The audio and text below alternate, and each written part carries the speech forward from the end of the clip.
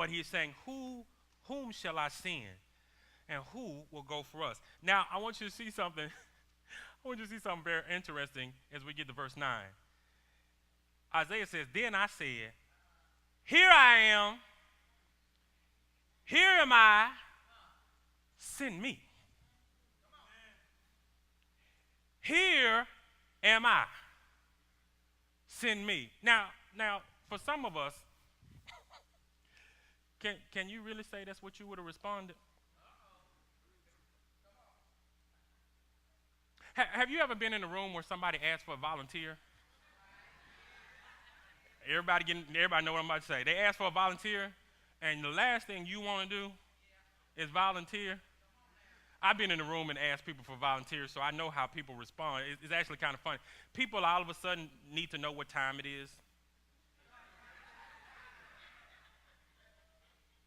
Somehow or another, people think if they don't make eye contact, they become invisible. If I don't look at him, he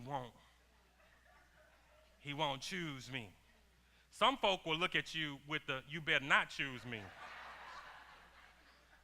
The I wish you would look upon their face. But I want you to see something interesting that Isaiah does. Isaiah has just been purged of his sin. And when God says, who will I send? Isaiah not waiting on somebody else, not saying, are you calling me? I don't know if I'm being called. He's not saying, well, tell me exactly what you want me to do. How often will I have to do it? How long will I have to do it? He's not saying, what do I get for doing what you're asking me to do? He says, whom will I send? He hadn't even said to send to do what yet. And Isaiah responds, here am I. Send me. Isaiah says, I'll go wherever you want me to go. I'll do whatever you want me to do. Here am I. Send me. Here's my second point to mess you up for 2015. Avail yourself without condition. Avail yourself without condition. Understand what the word avail is. The word avail means to be of use or value. Everybody that want to volunteer is not always of use. Some people, because of lifestyle or whatever the case may be, have disqualified themselves from being available to be used. Because they didn't do step one. They didn't abandon their sinful ways.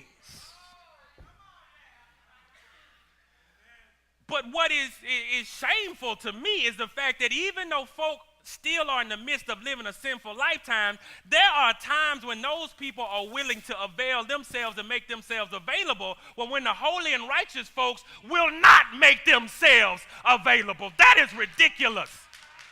That folk who are living in sin are more willing to say, hey, I'll do it. And then the folks who are living righteously and living above board and without reproach will not volunteer to do anything.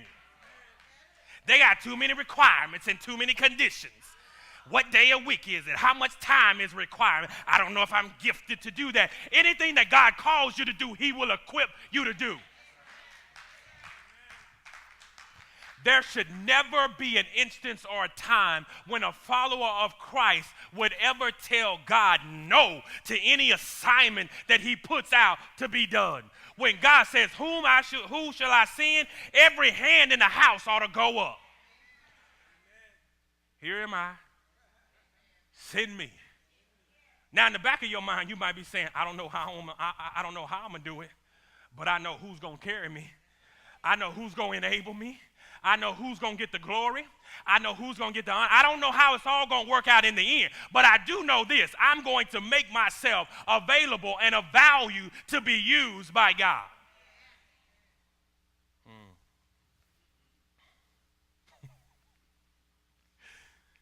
Y'all talking about, whoa, he is crazy. Avail yourself without condition. It's interesting. Isaiah says, I'm here. I'm here. Let me ask you this question. For what reason would you not avail yourself to God? What reason? You might be saying, I'm too young. I got to live my life. Let me live my life first and then go do it. The king that opens up this particular chapter was 16 when he became king. He didn't say, let me go live my life and go do my thing, and then I'll come back and I'll be king after. He stepped into his role, into his position. Daniel and his 3 friends, they were teenagers. Timothy in the New Testament, he was a young man, teenager, following Christ. Don't tell me nothing about age. Young folk dying too.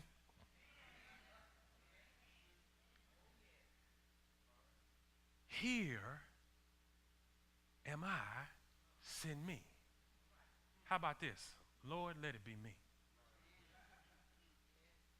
In 2015, Lord, let it be me. If your neighbors don't know Christ, Lord, let it be me that tells them. Your coworkers don't know Christ, Lord, let it be me. Lord, you need someone to serve. You need someone to hear. Here I am. I'm right here. I'm right here. I am here. Send me. I will go. Send me. We ought to be like the player that's on the bench waiting on the coach to call him in. When the coach turned around, have you ever seen that? When the coach turned around and started looking at who needs to go in next, we ought to be the one. We ought to be up on our feet, ready to go. We ought to be ready to go. When he looks and he's ready and he's ought to be. But too often when he looks, a couple of things happen. He looks, you ain't qualified. You ain't qualified. You ain't qualified. And then the ones who are qualified doing this.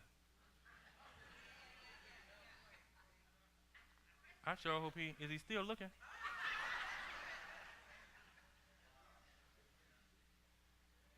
You ever want to know? You ever want to know about that? Start asking people to volunteer. Start asking folk to volunteer and sign up and do work for the Lord. I need a break. I'm tired. Ooh, how many times do I have to do that? Pastor, how many times I got to come up there in a week? Now look, I'll come up there one time, maybe 2, but I ain't going to be coming up there all the time. I'm waiting on the Lord to speak to me. Show me what I ought to do. It's all in there what you ought to do. He hasn't spoken to me yet. I don't feel it in my spirit.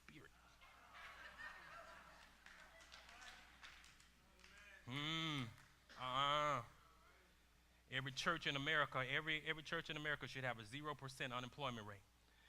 A 0% unemployment rate. Every single member of the church ought to be actively engaged and working for the kingdom of God, to build the kingdom of God, to boast the kingdom of God, to make God's name famous in all of the earth.